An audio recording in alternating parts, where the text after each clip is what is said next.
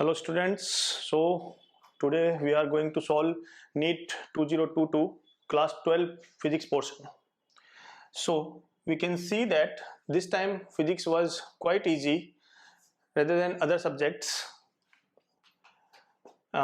Complete questions are from the approximately NCERT textbook.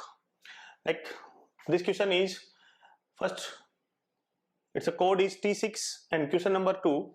The graph which shows the variation of the de Broglie wavelength lambda of a particle and its associated momentum p is.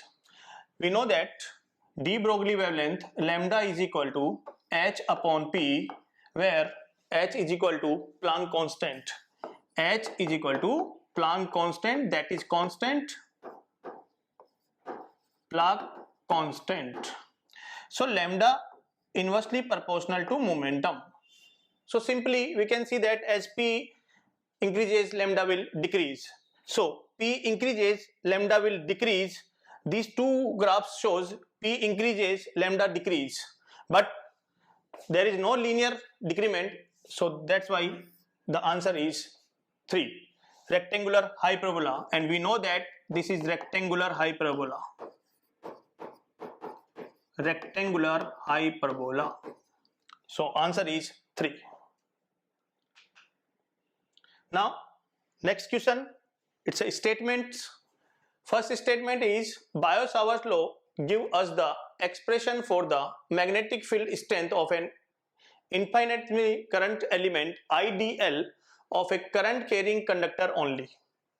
And statement 2 said Biot-Savart law is analogous to Coulomb's inverse square law of charge Q, with the former being related to the field produced by a scalar source ideal, while the latter being produced by a vector source Q. We can see that second statement is definitely incorrect, just because of they said that ideal is scalar source and Q is vector source, but we know that ideal is a vector element. We can see here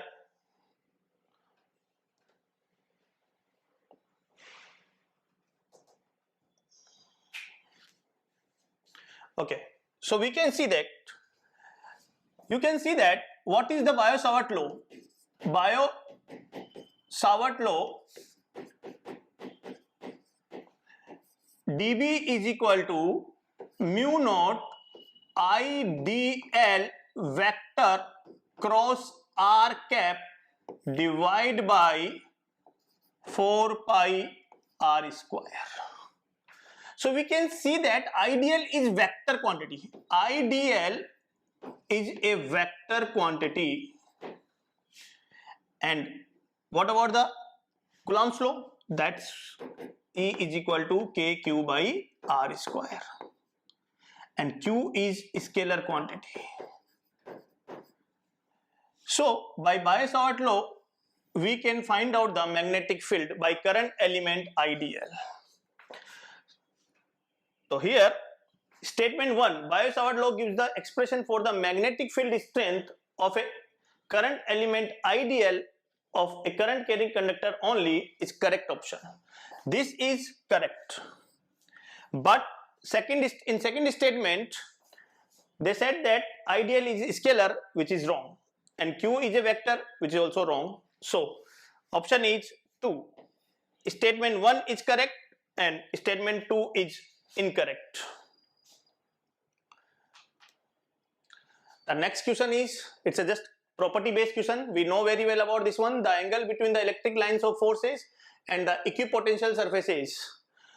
We read that at point on the equipotential surface, electric field is always perpendicular to equipotential surfaces. We know that electric field is perpendicular to equipotential surfaces. Always electric field is perpendicular to equipotential surfaces, so answer is 90 degree. It's just completely property based, no calculation, nothing else. Okay, next question is, in the given nuclear reaction, the element X is 11 Na sodium 22, and right side is X plus E plus. E plus is E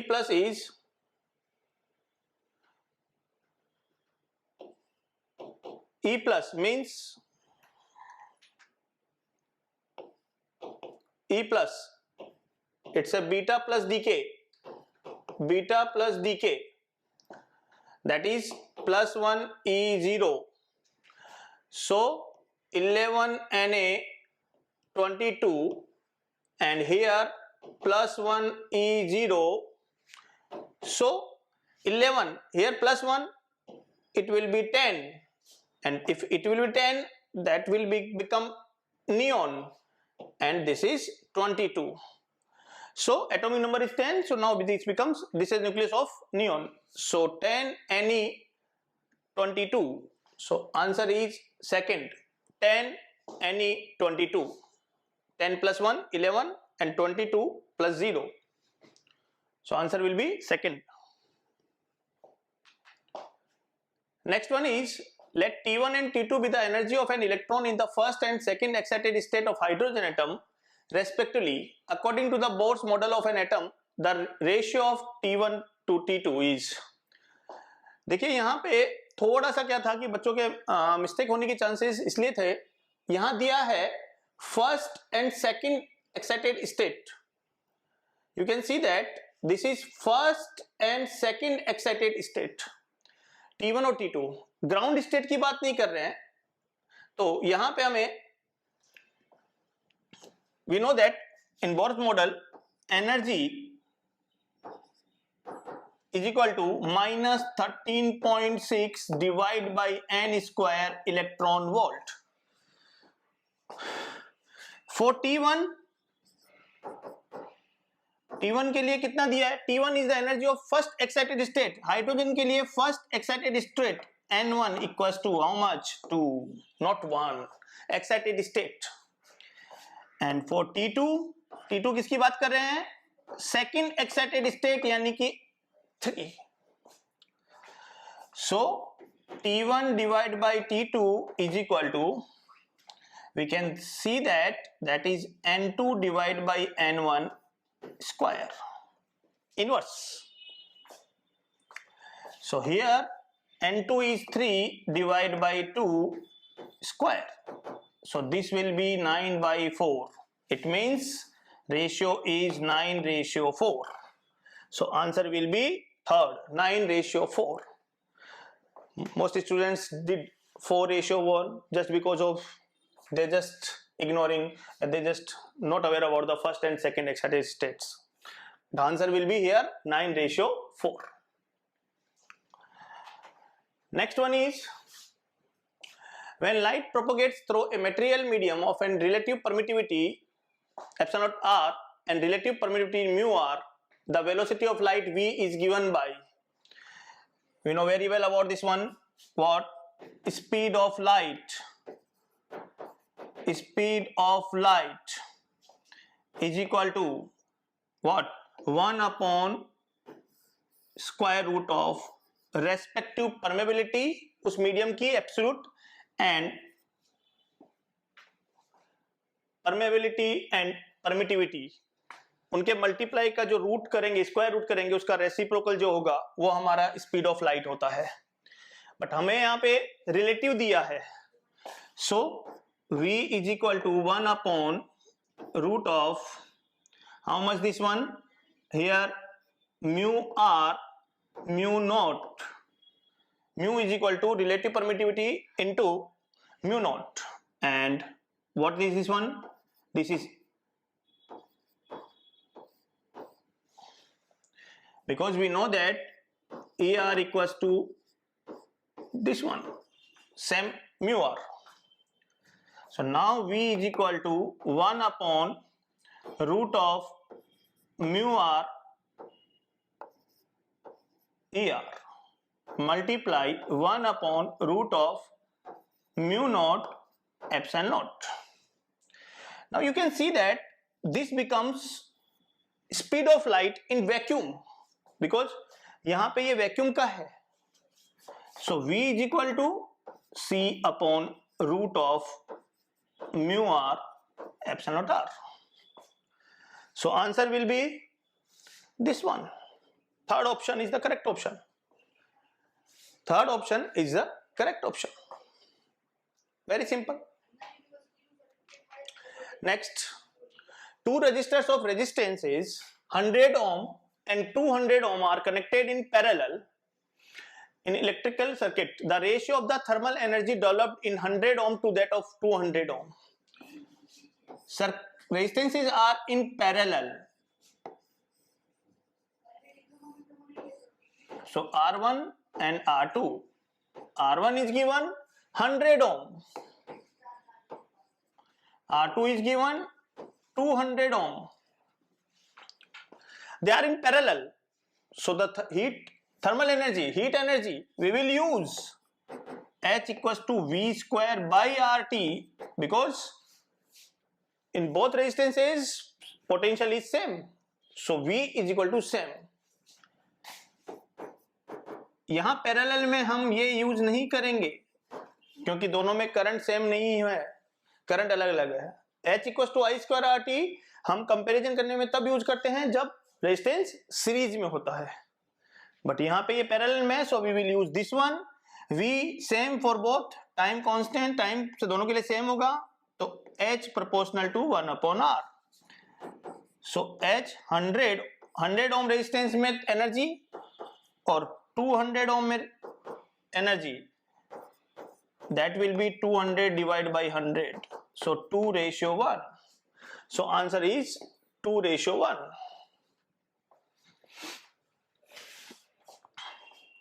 Next one, the peak voltage of the AC source is equal to peak voltage Vm,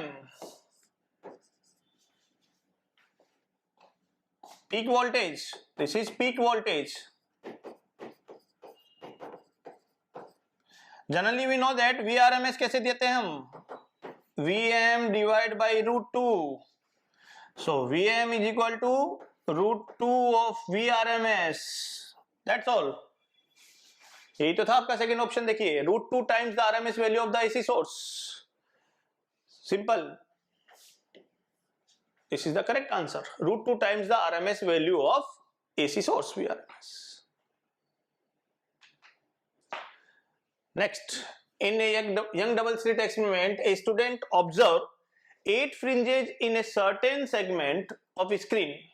Certain segment. मान लीजिए आपका कोई segment है यहां से यहां तक, total 8 fringes उसको मिल रही है.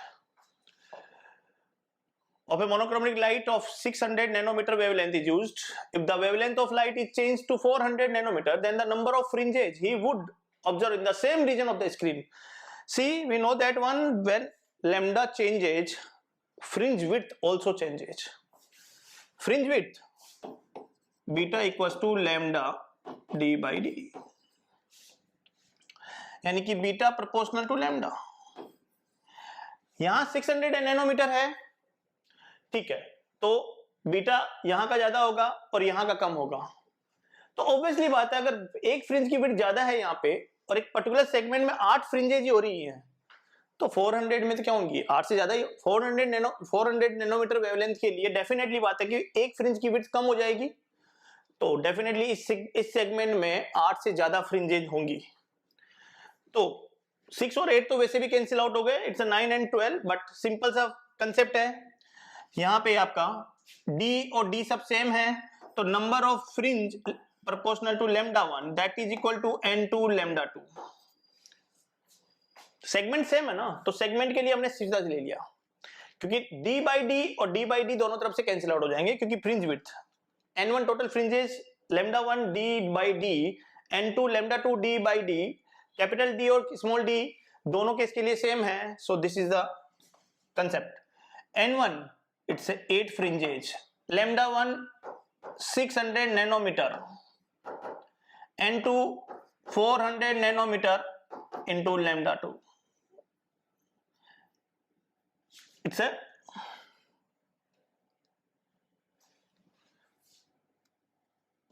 see 400 nanometer into N2. So we can find N2 equals to, it's very simple, 8 into 3 by 2, so that is 12. So answer will be 12 fringes in that segment. उस सेगमेंट में जहां 8 फ्रिंजेज बन रही थी वहां पे 12 फ्रिंजेज हो जाएंगे, क्योंकि एक पर्टिकुलर फ्रिंज की, देखिए आप ऐसे मानिए कि यहां पे ऐसे 8 फ्रिंजेज बन रही थी, 1 2 3 4 5 6 7 8। अब फ्रिंज लेमडा कम हुआ तो फ्रिंज विड्थ भी कम हो गई, तो फ्रिंज विड्थ कम हो गई तो अब फ्रिंजेज क्या बनेंगी, ज्यादा बनेंगी यहां पे, क्योंकि सेगमेंट की लेंथ उतनी है, तो ये टोटल इधर 12 बनेंगी अब, जहां पहले 8 बन रहे थे। When two monochromatic lights of frequency mu and mu by 2 are incident on a photoelectric metal, their stopping potential becomes mu Vs by 2 and Vs respectively. The threshold frequency for this metal is, अगर हम इस question को देखते हैं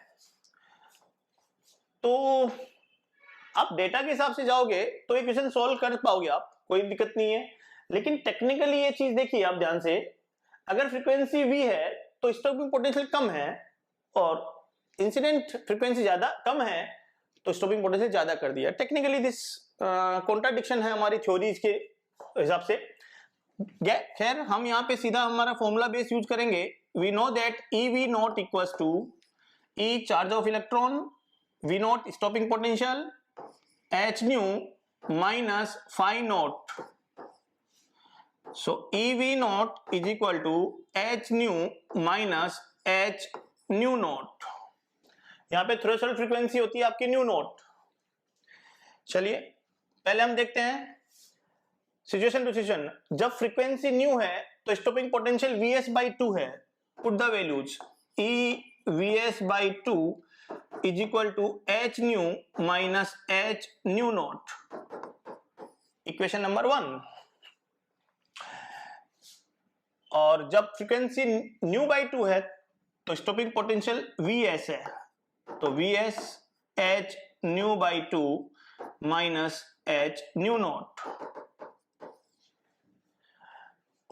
new not constant है metal का, threshold frequency है वो। नाउ यहां पे अगर हम जाते हैं, इस 2 को मैं इससे मल्टीप्लाई, इस पूरी इक्वेशन को 2 से मल्टीप्लाई करूंगा तो ये बन जाएगा आपका EVS, ये भी आपका EVS। So 2 H nu minus H nu naught is equal to H nu by 2 minus H nu not.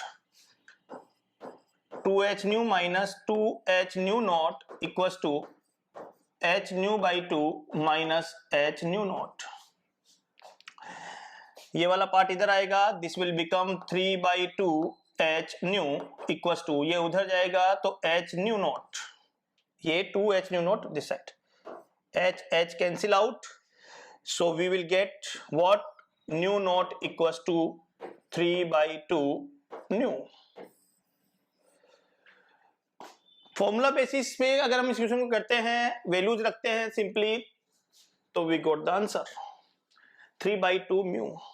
But technically थोड़ा सा थ्योरी के साथ ये कॉन्ट्राडिक्ट कर रहा है, थ्योरी के साथ थोड़ा सा कॉन्ट्राडिक्ट करेगा नो डाउट, बट जब दिया है तो हमें सोल्व करना है, और सोल्व करना है हमें सिर्फ फॉर्मूला यूज करके, सीधा वैल्यूज को पुट करना है and you will get the answer. A square loop of side 1 meter and resistance 1 ohm. Square side 1 meter and resistance, square loop side 1 meter and resistance 1 ohm. इसका resistance आपको दिया है 1 ohm. Is placed in a magnetic field of 0.5 Tesla. Magnetic field आपको दिया है 0.5 Tesla. If the plane of loop is perpendicular to the direction of magnetic field. Okay, मान लीजिए आपका ये जो लूप का प्लेन है वो हमारा इस बोर्ड का प्लेन है, तो मान लीजिए आपका मैग्नेटिक फील्ड जो है वो अंदर की तरफ है तो हमारा मैग्नेटिक फील्ड जो है वो आपका क्या हो जाएगा, परपेंडिकुलर टू प्लेन हो जाएगा। इट मींस अगर मैं यहां पे देखूं तो बी और ए वेक्टर मतलब लूप का एरिया वेक्टर, उन दोनों के बीच में एंगल जो है वो 0 डिग्री हो गया। बी और ए के बीच में angle 0 degree. The magnetic flux through the loop, very simple, magnetic flux phi B A cos theta, theta 0 है, कोस 0 1 हो गया, सीधा वैल्यू पुट करेंगे 0.5 मल्टीप्लाई बाई, स्क्वायर लूप है, एक साइड 1 मीटर है तो एरिया विल बी 1 स्क्वायर, तो answer is 0.5 weber. Unit of magnetic flux is weber, so 0.5 weber, B A cos theta. Next question, two hollow conducting sphere R1 and R2, where R1 is very greater than R2, have equal charges. आपका एक बहुत बड़ा है R1 radius का और एक दूसरा एक छोटा सा स्फीयर है, होलो स्फीयर है R2 रेडियस का, क्योंकि दे रखा है कि R1 is very greater then R2। दोनों के ऊपर चार्ज सेम है, Q एंड Q, दोनों पे चार्ज सेम है। The potential would be, potential, दोनों की पोटेंशियल की बात कर रहा है, V equal to K Q by R. We know that potential at the surface of sphere, hollow sphere, is K Q by R. Clearly पता चल रहा है के कांस्टेंट है, क्यू आपको सेम चार्ज दिया है, गिवन है कि क्यू सेम है, तो V इज inversely proportional to radius, just radius.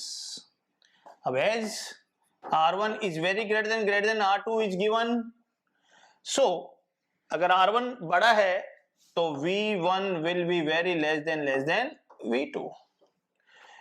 इसका मतलब छोटे वाले का पोटेंशियल क्या होगा, जिसकी रेडियस कम है उसका पोटेंशियल बहुत ज्यादा होगा। First option, more on smaller sphere, equal on both sphere, dependent on the material property of the sphere, more on bigger sphere, नहीं, more on smaller sphere. Smaller sphere जो है उसके ऊपर पोटेंशियल ज्यादा होगा। Next, a copper wire of length 10 metre, copper wire है, उसकी length आपको दी है 10 मीटर, रेडियस दी है आपको 10⁻⁻² रूट पाई। रेडियस आपको जो वैल्यू दी है वो परफेक्ट दी एकदम, कैलकुलेशन काफी इजी हो जाएगी इससे। Has electrical resistance 10 ohm, resistance आपको प्रोवाइड किया है 10 ओम।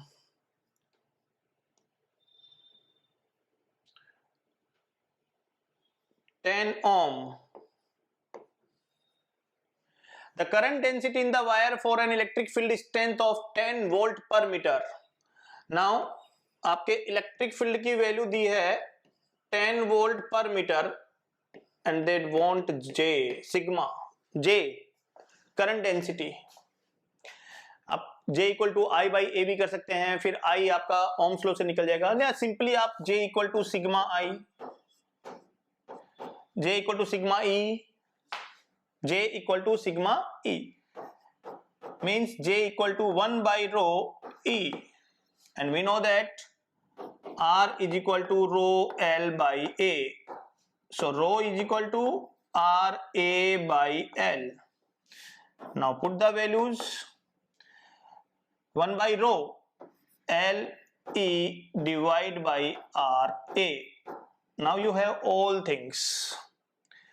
A यहां पे आपका क्या हो जाएगा, यहां से आप देखेंगे, अगर आप यहां से देखते हैं तो दोनों तरफ स्क्वायर करेंगे तो you will get R square equal to 10⁻⁴ divide by pi, so this is pi R square equal to 10⁻⁴। So very simple. तो ये डायरेक्टली आपको A की वैल्यू बहुत फास्ट मिल जाएगी। Now put the values, L equal to 10, E equal to 10, resistance भी 10 दे रखा है आपको, and this is given 10⁻⁴। J current density की यूनिट होती है हमारी ampere per metre square. So we can see that one, it's a 10 raised to power 5 ampere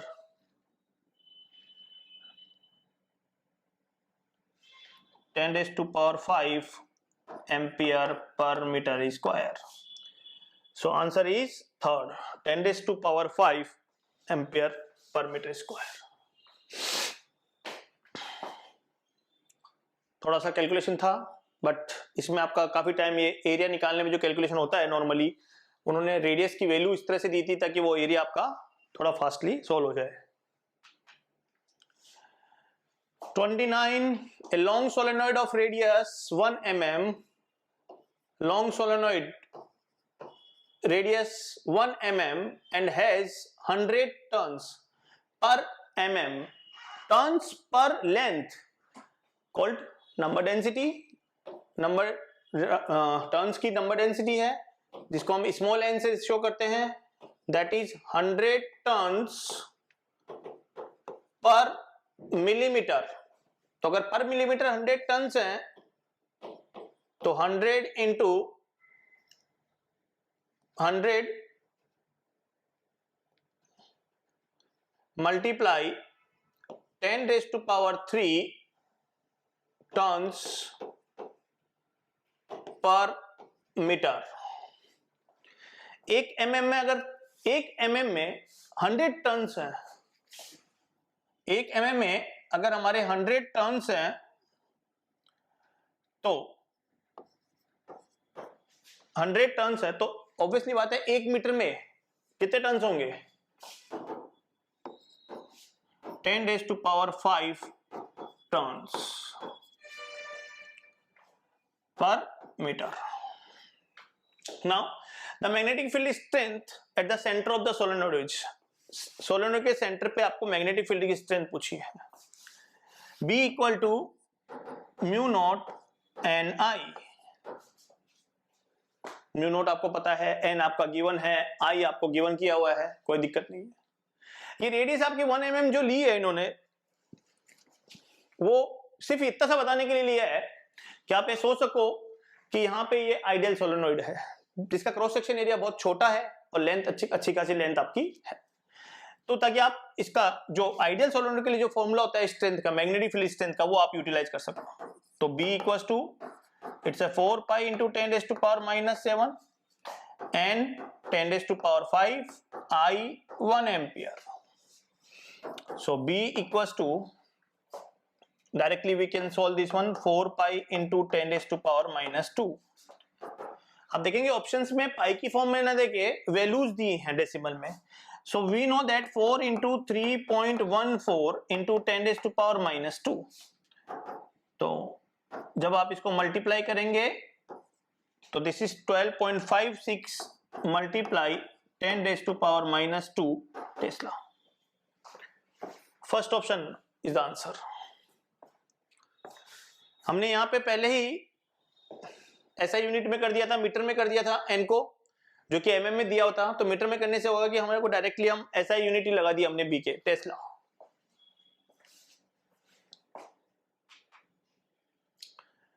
A light ray falls on a glass surface of refractive index √3. ये आपका glass surface है, मान लीजिए this is your glass surface.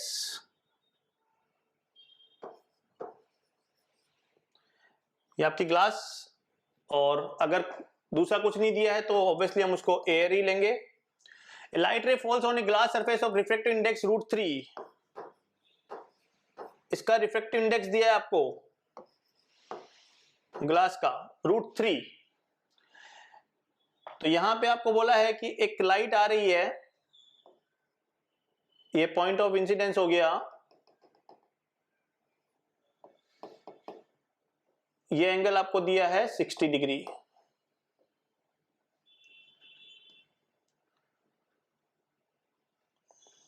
This angle is 60 degree. The angle between the refracted and reflected rays, we know that at the surface some light reflected and some goes refracted. आपको इन दोनों के बीच में angle पूछा था, यहां लिखा है the angle between the refracted and reflected raise, यानी आपको ये एंगल पूछा गया है। नाउ यहां पे रिफ्लेक्शन है तो ये एंगल आपका 60 डिग्री होगा, नो डाउट, क्योंकि 60 पे इंसिडेंट है तो 60 पे रिफ्लेक्ट होगा। और ये एंगल जो है हमारा रिफ्रेक्टेड एंगल जो होगा, रिफ्रेक्टेड एंगल जो होगा वो हम स्नेल्स लॉ से निकाल लेंगे। तो n1 sin i, तो n1 1 इंटू साइन i मतलब sine 60 degree is equal to n2 √3 sin r। Sine 60 is √3 by 2 is equal to √3 sin r। तो यहां से हमारा साइन r आ गया 1/2, तो r is equal to 30 degree. So now आप देख सकते हैं यहां पे, देखिए ये रिफ्लेक्टेड रे है और ये आपकी रिफ्रैक्टेड रे है। ये रिफ्लेक्टेड है जो कि 60 डिग्री पे है नॉर्मल से, रिफ्रैक्टेड नॉर्मल से 30 डिग्री पे है। टोटल स्ट्रेट लाइन देखते हैं तो 180 डिग्री का एंगल होता है।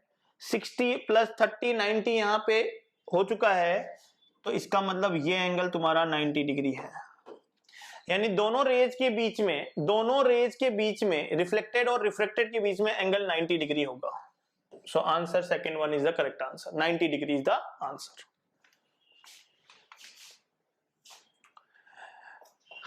सिंपल नॉलेज बेस्ड क्वेश्चन है। The dimensions of MLT-2A-2 belongs to the, this is the dimension formula for the magnetic permeability. ठीक है, आप बाकियों में चेक कर सकते थे, मैग्नेटिक फ्लक्स है B × A करके देखते आप। इलेक्ट्रिकल परमिटिविटी का तो आएगा नहीं ये, सेल्फ इंडक्टेंस का भी ये नहीं हो पाएगा। सो this is the magnetic permeability. आप इसमें सिंपली डायमेंशन फॉर्मूला चेक निकाल के और आप चेक कर सकते हो। Does not, it's not calculative, just knowledge based question. A biconvex lens has radius curvature 20 centimetre each. Biconvex जिसको आप सिंपली कॉन्वेक्स लेंस भी बोलते हो, दोनों तरफ का रेडियस ऑफ कर्वेचर सेम दिया है। इट मींस R1 जो है आपका वो 20 सेंटीमीटर है, R1 this direction, and this is R2, and R2 is equal to -20 centimetre. If the refractive index of the material of the lens is, refractive index is given 1.5, power of the lens is, power of the lens, तो जब power की बात आती है तो हम सारी lens वगैरह यूनिट वगैरह मीटर में लेते हैं। तो this is R1 is 0.2 metre and this is -0.2 metre. Lens maker formula use कीजिए। 1/f is equal to N2/N1 -1 1/R1 -1/R2। 1/f is P, power. अगर हम सब चीज मीटर में लेते हैं लेंथ वगैरह तो 1/f will become power. N2 1.5, N1 बाहर एयर है, so that is 1.5 - 1, 1/0.2 minus 1/-0.2, so this is 0.5, this is 0.5,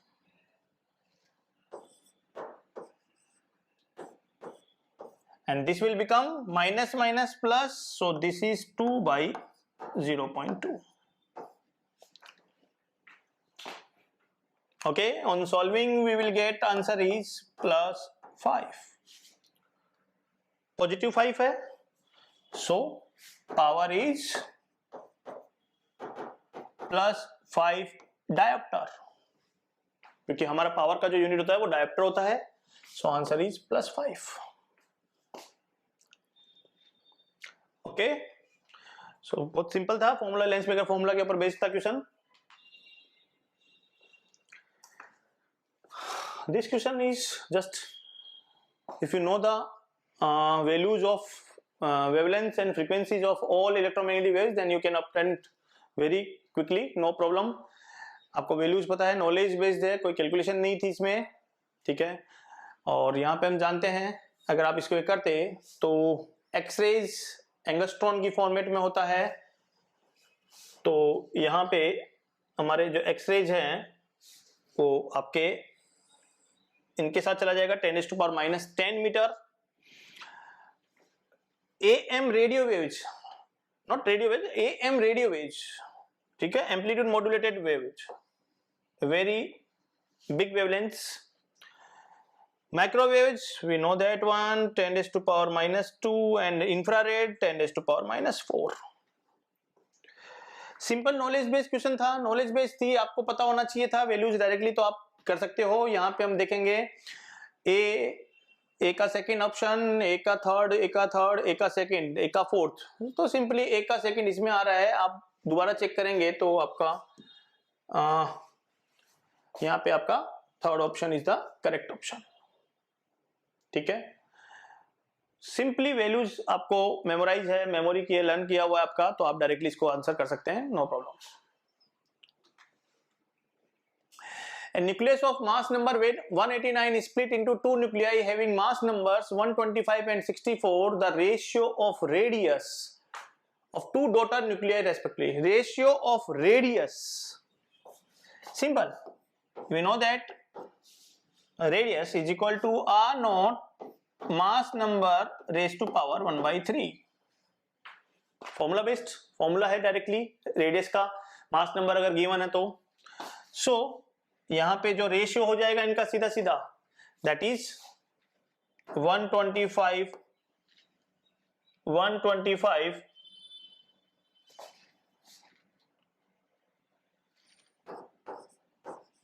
raise to power 1/3 ratio 64 raise to power 1/3। Radius directly proportional to A raise to power 1/3। तो आपको daughter nuclei का पूछा है, तो 125 raise to power 1/3 and 64 raise to power 1/3, mass numbers दोनों के पता ही। So that is 5:4। Second answer completely formula based.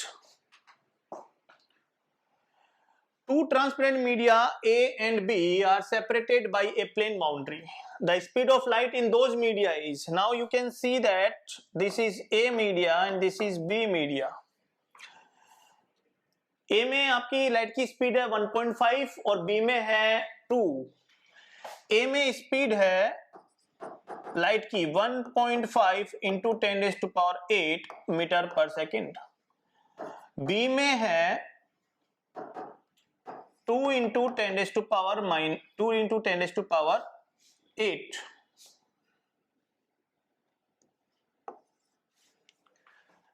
Metre पर सेकेंड। तो इसमें स्पीड कम है, इसमें स्पीड ज्यादा है, इसका मतलब ये आपका डेंसर है और ये आपका रेयरर है। This is your rarer medium.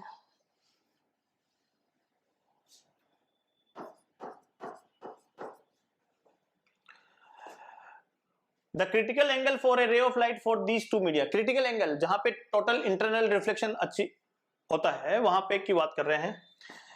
तो we know very well that sin IC critical angle for two media is given by refractive index of rarer, refractive index of denser. Sin IC always will be refractive index of rarer divided by refractive index of denser.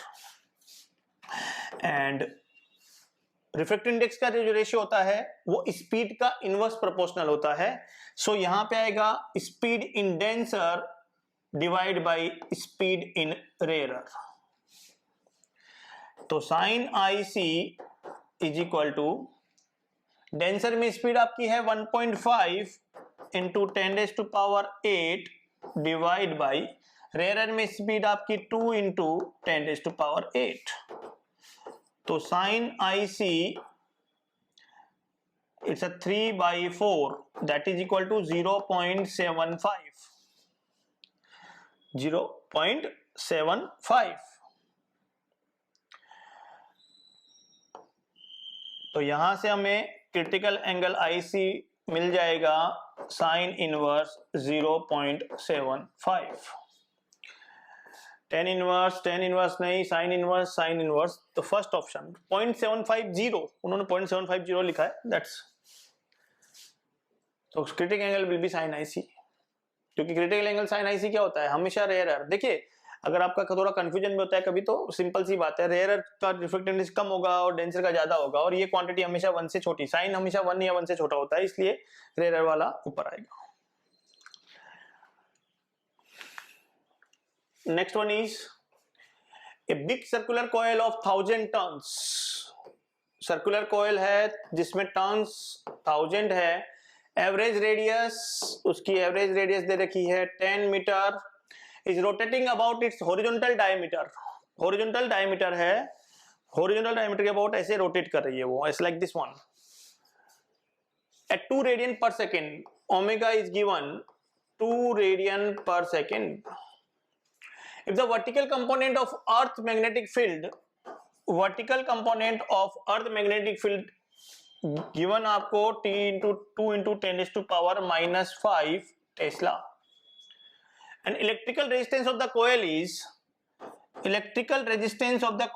12.56 ohm, then the maximum induced current in the coil will be, maximum induced current, we know that induced EMF maximum N B A omega, rotate करेगा वो। यहाँ पे B हमारा vertical वाला ही लेंगे क्योंकि वो अपने हॉरिजॉन्टल के अबाउट रोटेट कर रहा है। तो हॉरिजॉन्टल के अबाउट जब रोटेट करेगा वो, तो जब वो बिल्कुल हॉरिजॉन्टल लेवल पे ऐसे प्लेन होगा, उस केस में सबसे ज्यादा चेंजेस आएंगे यहाँ पे। तो वर्टिकल जो कंपोनेंट होगा मैग्नेटिक फील्ड का, वो उसमें फ्लक्स जनरेट करेगा, वो उसका फ्लक्स जब होगा तब इंड्यूस ईएमएफ होगा यहाँ पे। तो I maximum will be what, E max divide by R, voltage divide by resistance, so N BV A omega divide by R, N 1000 BV 2 into 10 raised to power -5 A, area is pi r square, so pi into r square, आपको radius दे रखी है तो r square 100 into n हो गया, b magnetic field हो गया, area हो गया, ओमेगा इज 2 रेडियन पर सेकेंड। सारी क्वांटिटीज सब SI यूनिट में दी हुई है तो कोई दिक्कत नहीं है, प्रॉब्लम नहीं है। Divide by r। अब यहां पे देखिए काफी स्टूडेंट्स का प्रॉब्लम ये हुआ कि मे बी पॉसिबल, शायद उनको प्रॉब्लम ये हुआ था कि कैलकुलेशन सर कैसे करेंगे, क्योंकि 12.56 it's a very weird number, decimals में है। देखिए पहले हम सिंपल बात करें, ये आपके 3 जीरोज और 2 जीरोज, ये 10 raised to power -5 cancel out. Now one more thing is very important, यहां पे अगर मैं जाता हूं तो अब देखिए ध्यान से, 12.56 it's nothing else, it's a 4 पाई। 12.56 जो है वो 4 पाई के बराबर होता है, और यहां पे भी आप देखेंगे 4 पाई, तो 4 पाई और 12.56 विल बी कैंसिल आउट, यानी सारी क्वांटिटी यहां पे कैंसिल आउट हो रही है, इसका मतलब answer is 1। So maximum current will be 1 ampere, maximum current will be 1 ampere. यहाँ पे थोड़ा सा प्रॉब्लम अगर हो सकता है तो यहाँ पे ये कैलकुलेशन का ही प्रॉब्लम हो सकता है किसी स्टूडेंट को, कि वो 12.56 को उसने 4 पाई ना सोच पाया हो। बट अगर आप 12.56 को 4 पाई सोच पाते हैं, इसीलिए उन्होंने रेजिस्टेंस की वैल्यू को इस तरह से दिया है ताकि आपका इजीली कैंसिल आउट हो जाए। The area of rectangular field of length 55.3 metre and breadth 25 metre after rounding off the value of correct significant digit is, correct significant digit is, you can see that one area of length into breadth, length is 55.3 into 25 metre. तो आप यहाँ पे पहले multiply कर लीजिए, multiply will be 7 125 7 13 125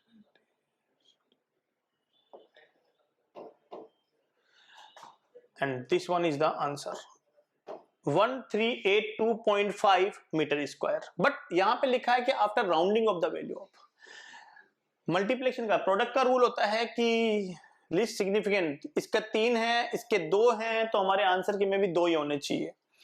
अब 2 होने चाहिए तो यहाँ पे प्रॉब्लम यह है कि अगर डेसिमल को, तो बेटर इट कि आप इसको देखिए, आप इसको ऐसे लिखिए into 10⁻², मीटर स्क्वायर, क्योंकि अब वैल्यू उतनी रहेगी, लेकिन यहाँ पे ये जो पार्ट है वो सिग्निफिकेंट में निकल गया। अब इसको राउंड ऑफ, 8 को राउंड ऑफ करके, क्योंकि मुझे 2 में चाहिए खाली, तो जब 8 राउंड ऑफ होगा तो you will get 14 into 10⁻² metre square. तो आप देख सकते हैं आंसर में भी क्या है, 2 सिग्निफिकेंट है, क्योंकि 10 की पावर तो सिग्निफिकेंट काउंट नहीं होती है, और वैल्यू भी अप्रोक्सीमेटली सेम ही आ रही है। सो 14 into 10⁻² metre square.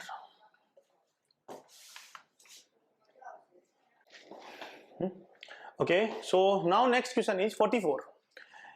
A V-stone bridge is used to determine the value of unknown resistance X by adjusting the variable resistance Y. हम जो मीटर ब्रिज और V-stone ब्रिज के जो प्रैक्टिकल्स करते हैं, तो उसमें एक्सपेरिमेंट में क्या होता है, P और Q कांस्टेंट है, X आपका अननोन रेजिस्टेंस होता है, और Y आप वेरी करते हो रेजिस्टेंस बॉक्स से या व्हाटएवर जो भी है, बट नोन होना चाहिए। As shown in the figure, for the most precise measurement of X, the resistance P and Q, P and Q का रेजिस्टेंस क्या होना चाहिए? नॉर्मली हम वैसे तो देखते हैं तो अकॉर्डिंग टू V-stone बैलेंस के हिसाब से तो P by Q, इनका रेशियो और इनका रेशियो सेम होना चाहिए, ठीक है। तो कई बार बच्चे क्या, मोस्ट ऑफ द बच्चे क्या सोचते हैं कि भाई इनका कोई सिग्निफिकेंट प्ले नहीं होगा, but to minimise the error, जैसे हम जब एक्सपेरिमेंट करते हैं, मीटर ब्रिज यूज करते हैं, तो हमें बताया जाता है कि वहां पे हमें इस तरह से P और Q लेना चाहिए ताकि हमारा जो नल पॉइंट है या बैलेंस पॉइंट है वो हमारा वायर के, मीटर ब्रिज का जो वायर है उसके मिड के आसपास रहे, और वो तभी रहेगा जब P और Q लगभग इक्वल होंगे, क्योंकि ये सब लगभग इक्वल होंगे। तो उस टाइम में क्या होगा, एरर मिनिमम से मिनिमम आएगी। सो एक थ्योरेटिकल इसका प्रॉपर्टी है कि P और Q लगभग इक्वल होने चाहिए, और ठीक है स्मॉल होने चाहिए, ज्यादा बड़े नहीं, तो should be approximately equal and are small, बहुत बड़े भी नहीं होने चाहिए और बहुत छोटे भी नहीं होने चाहिए। सो सिंपल सी बात है, क्योंकि इसमें शायद फर्स्ट और थर्ड 2 ही आंसर्स में कंफ्यूजन हो सकता था कि बच्चे सोचते कि भाई ठीक है बैलेंस में P और Q का कोई रोल, सिग्निफिकेंट रोल नहीं रहेगा, क्योंकि P by Q और X by Y बराबर होना चाहिए, but no, answer is should be approximately equal to minimize the error. The reason is to minimize the error. A series LCR circuit with inductance L आपको दे रखा है यहाँ पे 10 Henry, C आपको दे रखा है 10 माइक्रोफेराड, और रेजिस्टेंस आपको दे रखा है 50 ओम। Is connected to an AC source of voltage V 200 sin 100t volt if the resonant frequency is V naught, nu naught, or we know that resonance frequency is 1/2 pi root of LC, and frequency of the AC source is, और दूसरा आपको बोला है frequency of AC source, तो frequency of AC source is nothing else, is just only omega by 2 pi, and यहां से हमारे को ओमेगा यहां से मिल जाएगा 100, आपका ओमेगा जो है आप देख सकते हो इसमें 100 रेडियन पर सेकेंड है, तो 100 by 2 pi, so that is equal to 50 divided by pi hertz। अभी एसी सोर्स जो है उसकी फ्रीक्वेंसी तो 50 बाई पाई हर्ट्ज है, बट उसकी रेजोनेंट फ्रीक्वेंसी कितनी होगी वो हमें देखना है। So 1/2 pi root of L into C, L और C का multiply, so that is 10 into 10⁻⁻⁻⁶। C आपका माइक्रो में है तो 10 इंटू 10, सो 10 स्क्वायर और 10 raise to power minus 6, this is 10 raise to power minus 4, root करेंगे 10 रेज़ टू पावर माइनस 2 आएगा, उसको ऊपर लेके जाएंगे, we will got this calculation, so 50 by pi. It means वो ऑलरेडी अपनी रेजोनेंट फ्रीक्वेंसी पे है, जो सोर्स है वो रेजोनेंट फ्रीक्वेंसी के साथ है। ऑप्शन नंबर 1, उसकी रेजोनेंट फ्रीक्वेंसी और अभी गिवन जो फ्रीक्वेंसी है वो दोनों ही सेम है। Next one is a capacitor of capacitance C 900 picofarad charged fully by 100 volt। आपका एक कैपेसिटर था C जिसका वैल्यू दिया हुआ है, एक 100 वोल्ट की बैटरी के साथ आपने इसको चार्ज कर दिया, ठीक है। Battery B as shown in the figure, then it is disconnected from the battery and connected to another uncharged capacitor of capacitance C, that is again here some printing mistake, ऐसे 900 picofarad, ठीक है। Paper में आपके यहाँ पे 900 ही दिया है इसको, क्योंकि ये जो गिवन है C दोनों बराबर हैं, so this is 900 picofarad as shown in figure, the electrostatic energy stored by the system। यानी इन्होंने पहले एक 900 पिकोफेराड का जो कैपेसिटर था उसको उन्होंने पहले 100 वोल्ट से चार्ज किया, देन वहां से बैटरी को रिमूव किया और सेम कैपेसिटेंस के दूसरे कैपेसिटर के साथ कनेक्ट कर लिया। अब तुम्हें पूछा है कि इस सिस्टम में एनर्जी कितनी होगी, तो बहुत सिंपल है आपका। सबसे पहले हम इसका कॉमन पोटेंशियल निकाल लेंगे, क्योंकि जब जैसे कनेक्ट करेंगे इसका पोटेंशियल चेंज हो जाएगा, कॉमन पोटेंशियल आ जाएगा, और कॉमन पोटेंशियल का जो हमारा फॉर्मूला होता है that is C1V1 plus C2V2 करते हैं, बट C2 जो है वो इनिशियली अनचार्ज था, तो here C1V and we can see that one कि यहाँ पे दोनों C सेम है, तो आप यहाँ पे चाहे तो CV divide by C plus C, दोनों C सेम है, C1V1 करके V हमारा 100 दिया है, तो यहां से आप देख सकते हो दिस इज V बाई 2, तो यानी कि V 100 था तो 50 वोल्ट। यानी अभी इनका कॉमन इन यहाँ पे जो है कॉमन, अगर मैं यहाँ पे जाता हूं कॉमन पोटेंशियल, तो कॉमन पोटेंशियल दोनों का 50 वोल्ट है। Now total energy will be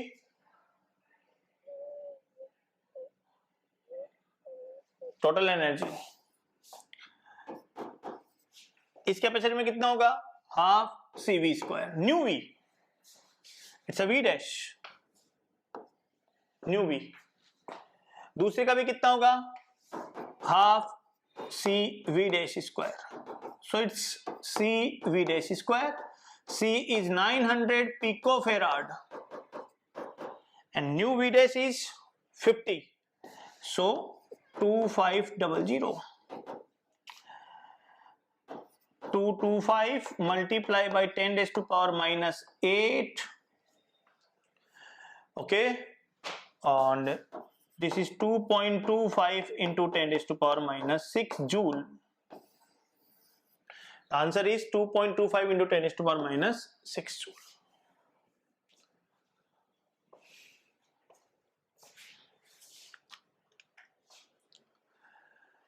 next question is very interesting, एकदम क्लियरली थ्योरेटिकल क्वेश्चन था। अगर आप देखो तो 2 point charges minus Q and plus Q, अब जैसे ही माइनस क्यू और प्लस क्यू देखते हैं हमें दिमाग में आ जाना चाहिए कि डाइपोल की कहीं बात तो नहीं हो रही है।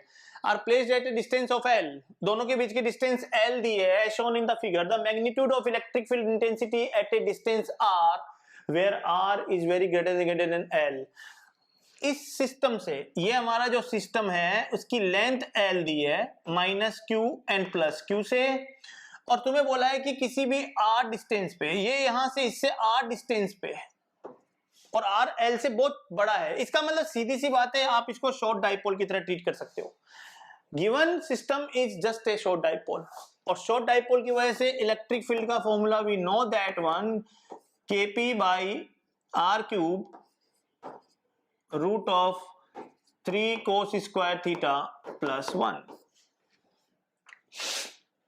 तो यहां से सीधा क्लियरली आपका आंसर आ रहा था 1 अप R क्यूब, कोई कैलकुलेशन नहीं, नथिंग एल्स, फर्स्ट ऑप्शन। चलिए मान लीजिए आप जनरलाइज आर के लिए भी नहीं करते हो, आपको एक्सिस और एक्सिस पे भी बात करोगे तो ई एक्सिस पे भी तो आपका 2kp/r³ होता है शॉर्ट डाइपोल के लिए। तो एटलीस्ट ये तो पता चल रहा है कि डिस्टेंस के क्यूब का इनवर्सली प्रोपोर्शनल है, तो ऑप्शन तो 1 ही आना है उसमें, अगर एक्सिस पे भी बात करें तो हम।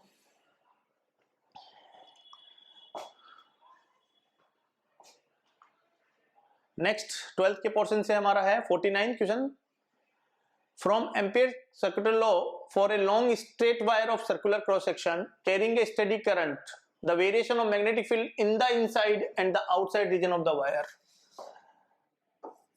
जब आपका एक वायर होता है उसमें करंट फ्लो कर रहा है, ये इसकी एक्सिस है, तो अंदर कोई पॉइंट और बाहर कोई पॉइंट जो कि एक्सिस से डिस्टेंस अगर हम आर के हिसाब से देखते हैं तो हम देखते हैं कि इसमें जो हमारा ग्राफ बनता है, फॉर्मूले से कर लो या ग्राफिकली कर लो, अंदर इंक्रीज करता है, कंटिन्यूसली लीनियरली इंक्रीज करता है और उसके बाद डिक्रीज करता है। यानी यहाँ पे B जो है वो प्रोपोर्शनल टू R होता है और यहाँ पे B जो है वो R के इनवर्सली प्रोपोर्शनल होता है for a long straight wire outside the wire.